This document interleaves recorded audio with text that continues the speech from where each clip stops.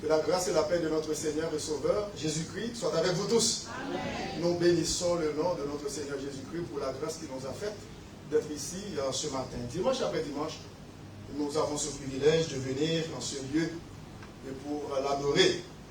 Sans plus tarder, je vous demande de vous lever. Nous allons en faire la lecture de la parole de Dieu qui se trouve dans Ésaïe, le prophète Ésaïe, au chapitre 43, 43e.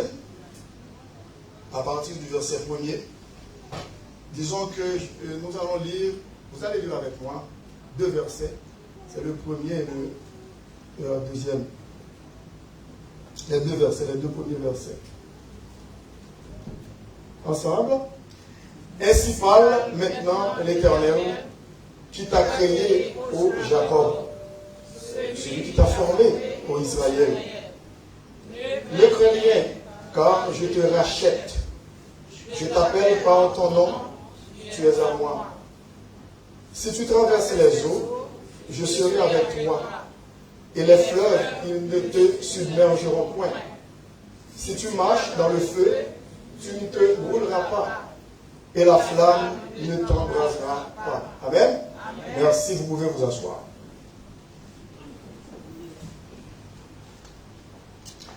L'Éternel, notre secours. L'Éternel, notre secours. Amen. Il est notre salut, notre secours, notre délivrance. Dans ce beau passage d'Ésaïe, écrit 700 ans avant la venue de Jésus-Christ, Ésaïe, le prophète, a reçu un message tout à fait particulier pour les enfants d'Israël. Parce que les enfants d'Israël traversaient des moments très difficiles dans leur vie. Des moments critiques, des moments noirs, des moments miséreux. Donc ici, nous voyons que les enfants d'Israël criaient à l'Éternel parce qu'ils savaient que l'Éternel est un Dieu de compassion. Amen. Un Dieu de bonté et de miséricorde. Donc, lorsqu'Israël criait à l'Éternel, étant donné que l'Éternel est un Dieu de compassion, il donnait ce message à Ésaïe, le prophète, pour lui faire dire que, dis à Israël, mon peuple, ainsi parle maintenant l'Éternel. Il est à remarquer que ce n'est pas un homme qui parle, c'est Ésaïe vraiment qui parle, mais c'est de la part de l'Éternel. C'est l'Éternel qui parle au travers de son serviteur, le prophète Ésaïe. Qui veut dire les mots qu'Ésaïe a prononcés, ce sont des mots que Dieu lui-même lui a dictés. Ésaïe n'avait pas le droit de dire autre mot ou autre chose que ce que l'Éternel lui avait prescrit. Ainsi parle maintenant l'Éternel. Et lorsque nous regardons tout d'abord le nom de l'Éternel, l'Éternel est composé de 4 lettres de l'alphabet hébraïque. Il y a 4 consonnes. Y, H, V, H. On ne peut pas prononcer un nom avec ces 4 lettres comme ça. Il faut mettre des voyelles. Finalement, les savants juifs, les massorettes, ont glissé des voyelles à l'intérieur, dans l'intervalle des consonnes, qui donnent le nom de l'Éternel. L'Éternel signifie celui qui était, celui qui est et celui qui sera. Amen. Il est constant. Il est conséquent à lui-même. Il est toujours là. Il est stable. Il est immuable. Amen. Il est le même hier, aujourd'hui et éternellement. L'Éternel. L'Éternel voulait faire comprendre à Israël qu'il ne change pas. Il ne change jamais. Il est toujours le même. Même si Israël change, mais lui, il ne change jamais. Son amour reste toujours le même. Est-ce que vous n'êtes pas content d'entendre ça? malgré nos infidélités, mais notre Dieu est toujours fidèle. L'Éternel, celui qui était, qui est et qui sera. Et si parle maintenant l'Éternel, il y a quelque chose d'autre qui est ajouté dans les paroles de Dieu, c'est le mot de création. Ce verbe créer. Qui t'a créé? Ça dit beaucoup. Et si parle maintenant l'Éternel qui t'a créé, ô Jacob.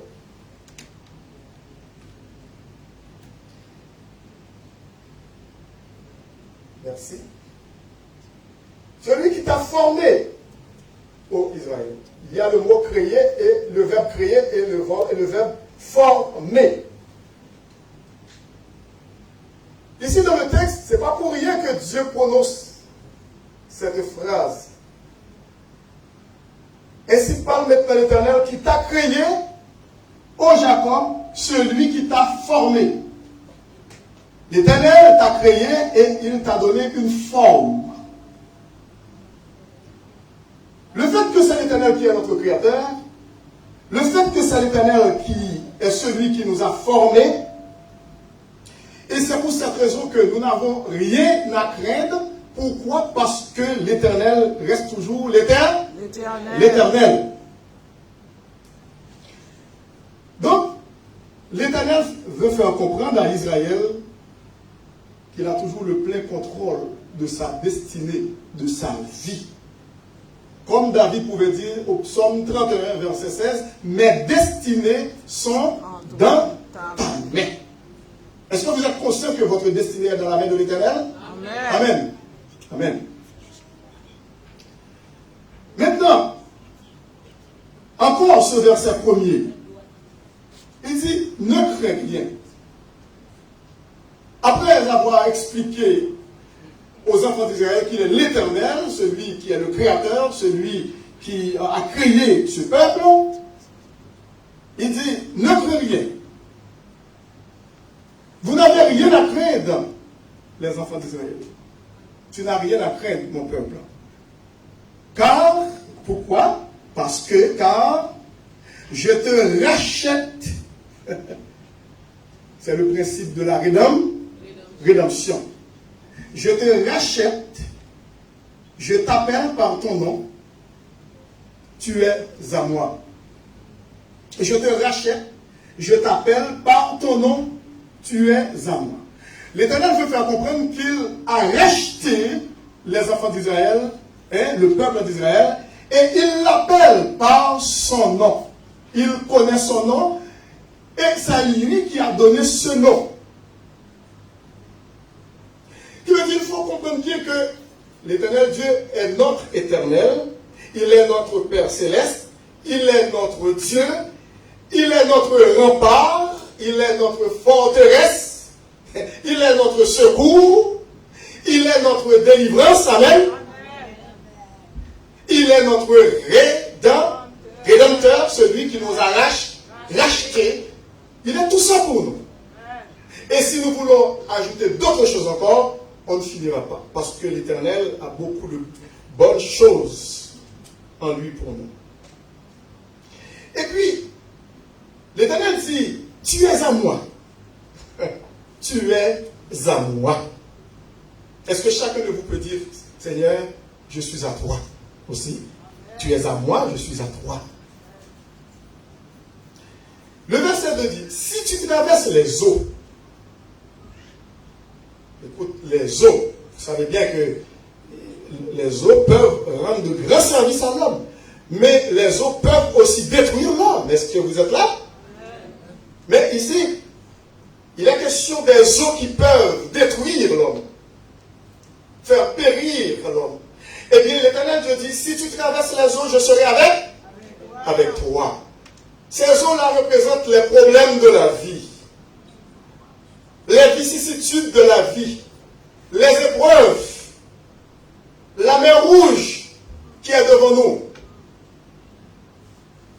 la muraille de Jéricho qui est érigée devant nous, chacun de nous. Mais l'Éternel nous promet qu'il est avec nous. et il sera toujours avec vous. Amen. Ne vous inquiétez pas, parce qu'il est avec vous. Si tu traverses les eaux, je serai avec toi. Il n'a pas menti parce qu'il a été avec les enfants d'Israël devant la mer Rouge. Amen. Encore une autre vérité. Il dit, si tu traverses les eaux, je serai avec toi, et les fleuves, ils ne te submergeront point. Impossible d'être submergé par le fleuve de la vie parce qu'il est avec nous. Dans les moments les plus noirs de votre vie, criez à Dieu, criez à l'Éternel, il est avec vous. Il est votre secours. Amen. Il est votre forteresse. Le psaume 120, dans ma détresse, c'est à l'Éternel que je crie, et il m'exauce, dit le psalmiste. Amen. Je lève mes yeux vers les montagnes. Psaume 121, d'où me viendra le secours? Le secours me vient de l'Éternel qui a fait les cieux et la terre. Pourquoi le psalmiste dit, mon secours vient de l'Éternel qui a fait les cieux et la terre? Parce qu'il contrôle toutes choses. C'est lui qui soutient toutes choses. Il tient l'univers dans ses mains. Il est le souverain. Il contrôle tout. Comme dit le psalmiste, il dit, l'Éternel était sur son trône lors du déluge. Il contrôle tout. Que c'est lui qui a envoyé le déluge. Il me dit, il contrôle votre vie. Il est avec vous.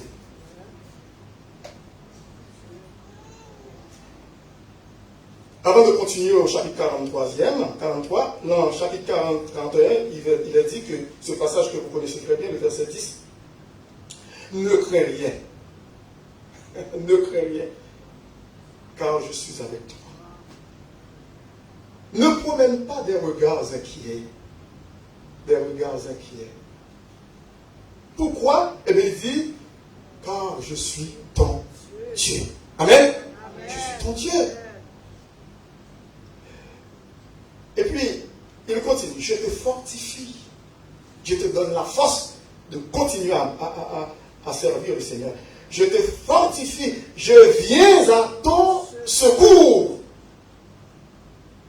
Je te soutiens de ma droite triomphante. Et si vous avez des ennemis derrière vous, qui vous assaillent, qui vous harcèlent, qui vous persécutent, qu'est-ce que l'Éternel Dieu dit au verset 11? Voici, ils seront confondus. Amen. Ils seront couverts de honte. Tous ceux qui sont irrités contre toi, tous ceux qui sont en colère contre toi, ils seront anéantis. Amen. Parce qu'il connaît vos ennemis. Mais vous ne les connaissez pas. Vous ne connaissez pas tous vos ennemis. Peut-être vous pouvez connaître à peine quelques ennemis, mais lui, il connaît tous vos ennemis. Il les connaît. Et il va les fixer aussi. Alors, c'est pour cette raison qu'il dit, voici, ils seront confondus. Qui veut dire, ils vont éprouver de la honte, ils vont rougir. Ils seront confondus, ils seront couverts de honte. Vous qui priez jour et nuit pour être délivrés, pour avoir la délivrance, pour une quelconque chose, je ne sais pas quoi, mais vous le savez, il est avec vous. Amen. Amen. Ne vous inquiétez de rien, dit-il dans Philippiens 4:6. Ils seront confondus, ils seront couverts de honte, tous ceux qui sont irrités contre toi. Ils seront réduits à rien. Vos ennemis. Ils périront, ceux qui disputent contre toi. Et puis, à part de ça, le verset 12 dit, tu les chercheras comme les enfants d'Israël regardaient. Finalement, qu'est-ce qu'ils voyaient? Ils regardaient l'engloutissement, l'anéantissement total, complet du peuple, qui veut dire les Égyptiens dans la mer Rouge, leur pire ennemi qui était leur pire cauchemar. Tu les chercheras et ne les trouveras plus. Ceux qui te suscitaient querelle. Combien de gens qui suscitent querelle dans votre vie, qui vous empêchent de vivre, de respirer? Il dit, ceux qui te suscitaient querelle, ils seront réduits à rien, réduits au néant, ceux qui te faisaient la guerre. Le verset 13 dit, car je suis l'Éternel ton Dieu qui te fortifie, qui fortifie ta droite, qui te dit, ne crains rien, je viens dans ton secours. Il le répète encore. Est-ce que vous savez? Pour vous certifier qu'il est l'Éternel qui a le contrôle de toutes choses, qui a le contrôle de votre vie, notre vie.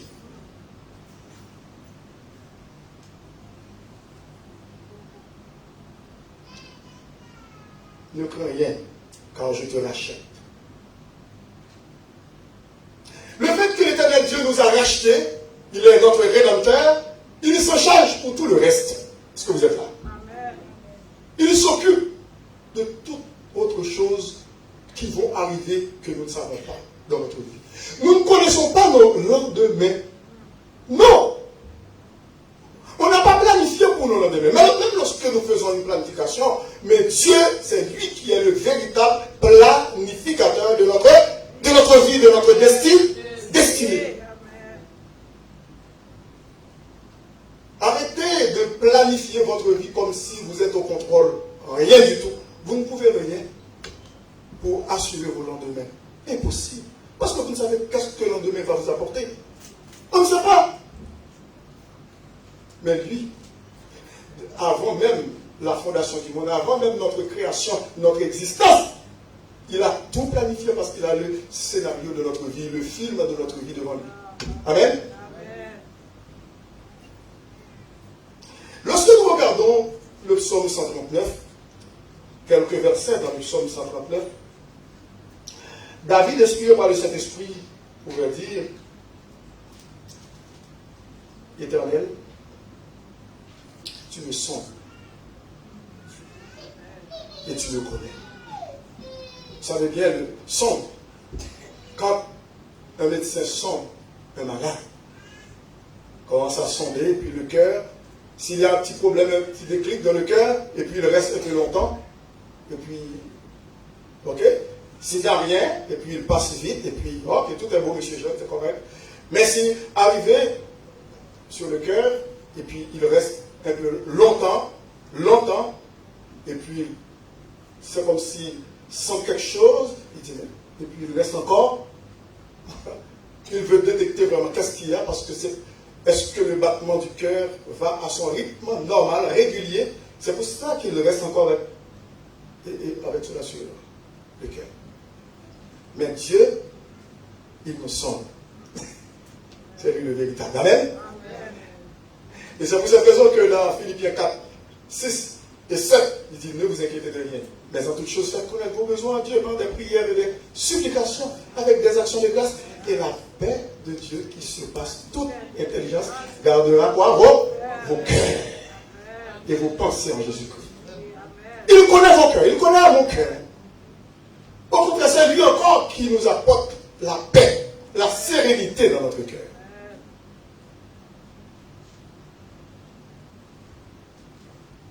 Éternel, tu me sondes et tu me connais. Tu sais quand je m'assieds et quand je me lève. Tu pénètras de loin ma pensée. De loin ma pensée. Tu sais quand je marche et quand je me couche. Et tu pénètres toutes mes voies. Quand la parole n'est pas sur ma langue, je n'ai pas même encore commencé à parler. Tu connais tout ce que je vais dire du commencement jusqu'à la fin. Alors que je n'ai même pas encore commencé à parler. Vous voyez que nous avons affaire à un grand Dieu qui connaît tout. Un Dieu qui est omniscient, il est omnipotent. Omniscient, c'est omni en latin, qui signifie tout, scientia, connaissance, savoir. Il connaît tout, tout connaissant. Omnipotent, omni, encore tout en latin, tout, potentia qui veut dire puissant, il est tout, puis puissant, omniprésent, c'est ça, c'est la même chose. C'est le même attribut. Toujours, partout, il est partout, toujours présent. Il est toujours avec nous, toujours. Parce que Jésus-Christ avait dit que je serai toujours avec vous. Il dit que je suis toujours avec vous, jusqu'à la fin du monde.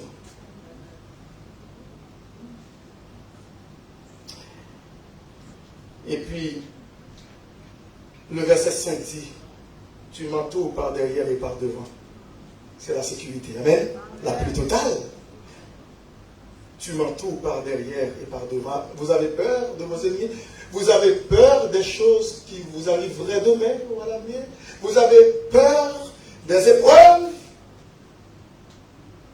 Vous avez peur de l'avenir? Nous avons peur de l'avenir. Mais notre futur est dans sa main.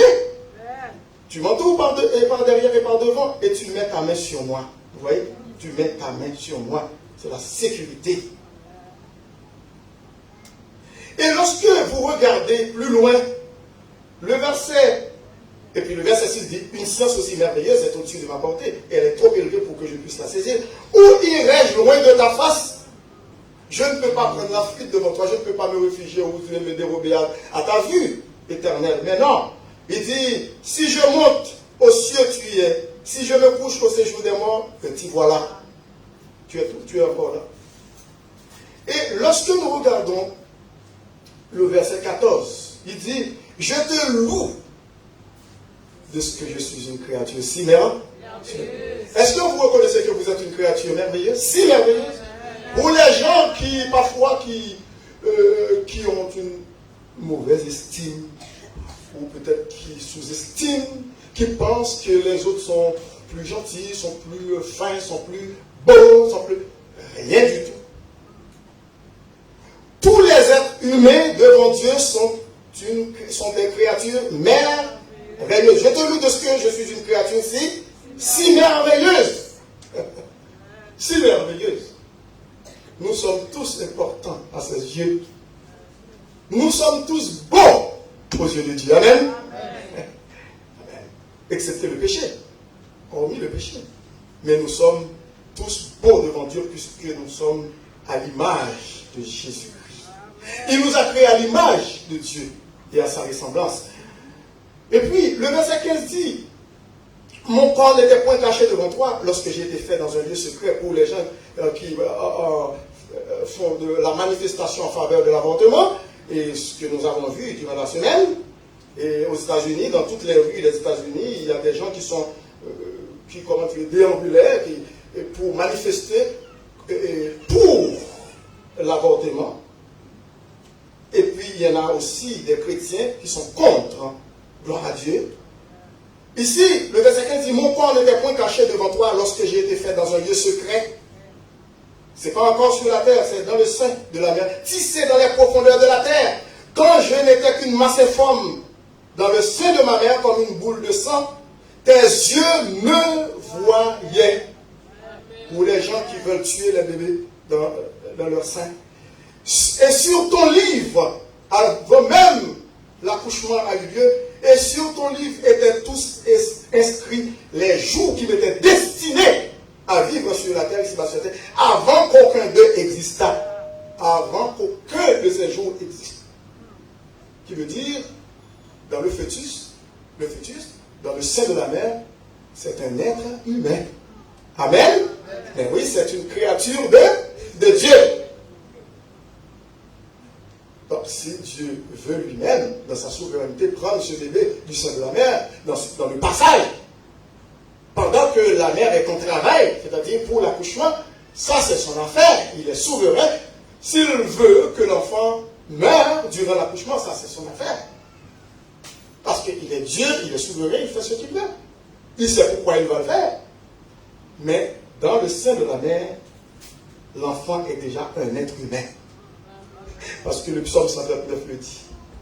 David, sous l'inspiration du Saint-Esprit, fait un beau psaume pour convaincre les gens, pour évangéliser les gens qui veulent mettre fin aux enfants dans leur sein maternel.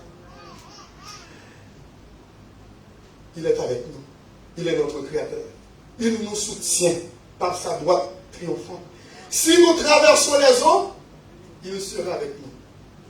Et les fleuves ne nous submergeront point. Si nous marchons pas dans le feu, eh bien nous n'allons pas brûler. Amen. Parce qu'il est avec nous. Tout comme les enfants d'Israël, les 3 jeunes Hébreux, les amis de Daniel, qui étaient dans la fournaise ardente. Mais l'Éternel cheminait avec Jésus-Christ avant son incarnation, avant son arrivée sur la terre. Il cheminait, il marchait dans la flamme de feu avec les Hébreux. Amen. Il est avec nous. Parfois, vous ne réalisez pas qu'il est avec nous. Parfois, vous pensez que vous êtes tout seul au Seigneur. Vous m'avez laissé tout seul dans les épreuves. Il est toujours avec toi. Il est toujours avec nous. Amen. Toujours. Parce que c'est une promesse qu'il nous a faite. Et lorsque nous regardons dans Ésaïe 40, et nous regardons aussi dans le verset 27, Israël aussi pensait que l'Éternel l'avait oublié. Fort souvent, ça nous arrive. C'est pour cette raison que l'Éternel lui parle ainsi. Pourquoi dis-tu, Jacob? Pourquoi dis-tu, Israël? Parce que ça fait longtemps que tu pries, tu dis que tu pries longtemps, tu n'as pas encore reçu ce que qu'il dit à quoi tu t'attendais. C'est comme s'il y a une frustration, comme Sarah, comme Abraham, comme je dirais pas mal de serviteurs de Dieu, comme Jérémie qui pleurait, qui attendait la délivrance d'Israël, qui pleurait beaucoup. Je ne sais pas si ses paupières étaient devenues, comment dire, s'enflammer, comme dire enflé, parce qu'il était un prophète pleureur. Il gémissait beaucoup, il se lamentait. C'est pour cette raison qu'il a écrit Lamentation de Jérémie. Pourquoi dis-tu, Jacob, pourquoi dis-tu, Israël, ma destinée est cachée devant l'Éternel? C'est pas vrai. C'est Satan qui veut te faire comprendre cela. C'est pas vrai. C'est pas vrai. Ma destinée est cachée devant l'Éternel. Mon doigt passe inaperçu devant mon Dieu. L'Éternel dit à Israël, ne le sais-tu pas? Ne l'as-tu pas appris? C'est le Dieu d'éternité. Et puis, il continue. L'Éternel qui a créé. Pourquoi encore il vient avec ce verbe créer? Mais personne autre que l'Éternel ne peut créer. Est-ce que vous êtes là? Et c'est pour cette raison que lorsque vous entendez des gens qui disent oh, moi j'ai créé cette œuvre. Ah, lui, c'est un créateur, il a créé. Mais oui, pour créer quelque chose, il faut commencer à partir de rien. Parce que dans l'hébreu, ex nihilo, qui veut dire, lorsque nous voyons dans Genèse, au commencement, Dieu créa les cieux et la terre, en hébreu, c'est ex nihilo, à partir de rien. Écoutez, bara, en hébreu, qui signifie créer, c'est-à-dire il n'y a rien de support, aucune substance, aucune matière qui existait. À l'origine, c'était Dieu. C'est pour cette raison qu'il dit, Moïse a dit sous l'inspiration du Saint-Esprit, au commencement, Dieu. Pas d'autre chose. Au commencement, Dieu a créé les cieux et la terre. Quand quelqu'un te dit, c'est moi qui ai créé cette œuvre, dis, mais avec quoi, comment tu l'as créé? Ah, moi j'ai pris la peinture, et puis je me dis, mais c'est déjà existé, parce que tu as trouvé quelque chose, la matière pour faire quelque chose. Mais qui a créé la matière avant? Mais c'est lui. Ben, tu dis que c'est toi qui as créé cette automobile, avec quoi que tu as créé? À partir de quoi tu as créé cette automobile, cette voiture? Ah, mais j'ai trouvé des choses, là, des fers, des minéraux, mais qui a mis ça dans la terre? Qui les a enfouis dans la terre? Même le pétrole, c'est lui pour que nous puissions rouler. Hein, écoutez, c'est extraordinaire, c'est formidable, c'est Dieu qui est à l'origine de tout. On n'a rien créé.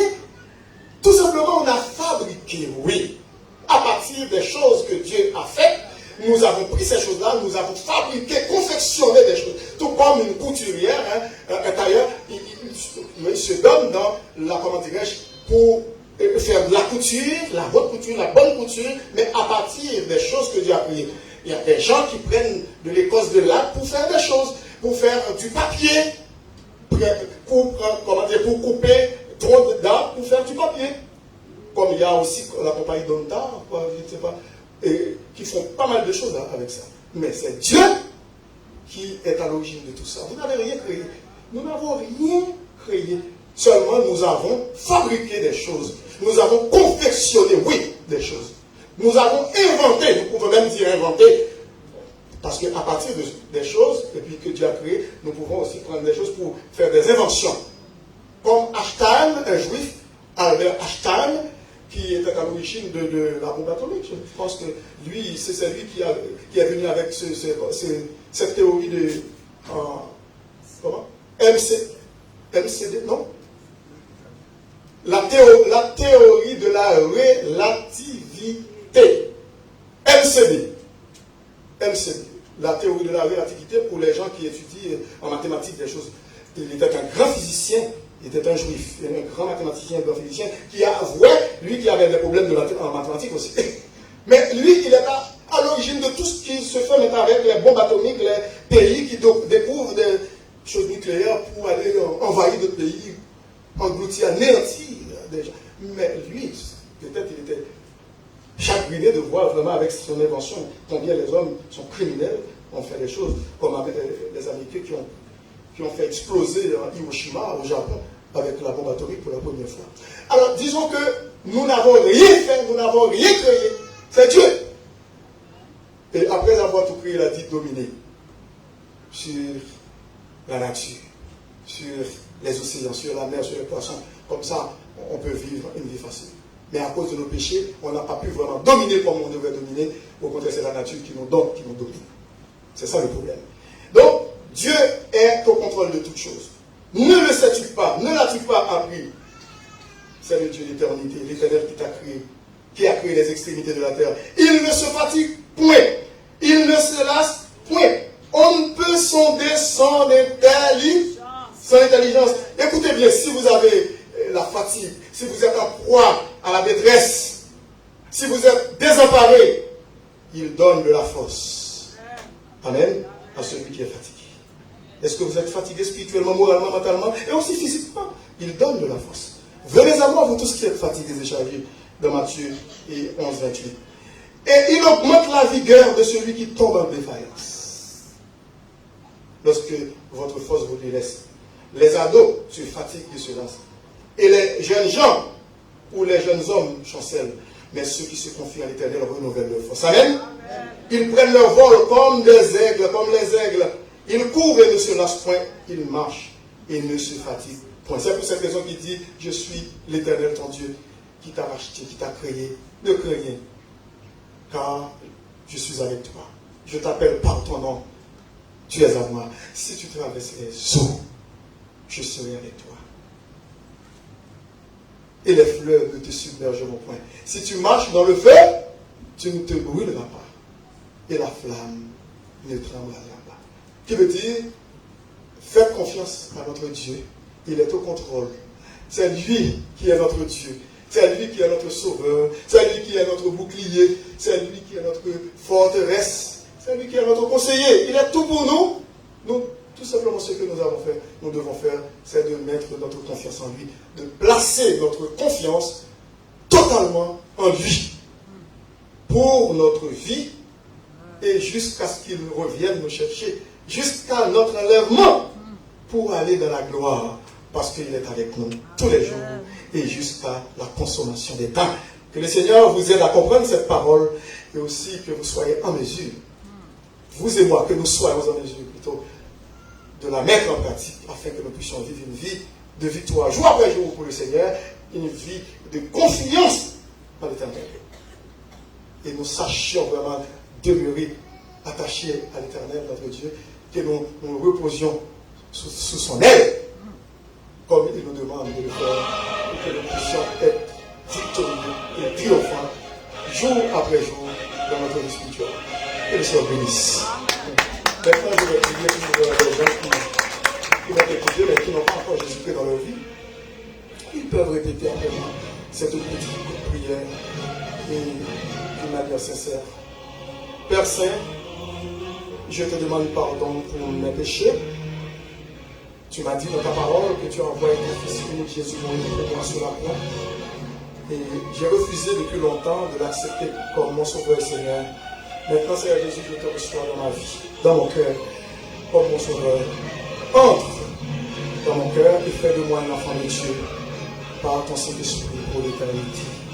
Afin qu'un jour je sois avec toi, avec tous les saints, dans la félicité éternelle, dans la gloire. Merci, Père Saint. Amen. Et cette prière que vous venez de faire avec moi, vous qui m'écoutez, partout où vous êtes, si vous êtes sincère, sachez que vous êtes sauvés pour l'éternité. Et ne vous inquiétez pas du lendemain, parce qu'il est avec vous. Père Saint, nous te remercions pour ce moment passé dans ta sainte présence. Merci pour l'école du dimanche qui a eu lieu, pour le culte d'adoration, pour la présentation de ce petit enfant au temple. Merci pour les offrandes qui ont été recueillies pour l'avancement de ton règne. Et merci pour ta parole.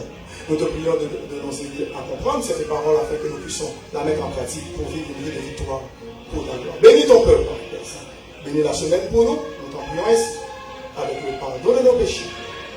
Dans le nom précieux de ton Fils Jésus-Christ qui vit et qui règne au siècle des siècles. Amen. Que l'Assemblée de Dieu dise. Amen. Que le Seigneur bénisse et passe une bonne semaine sous son regard tout puissant.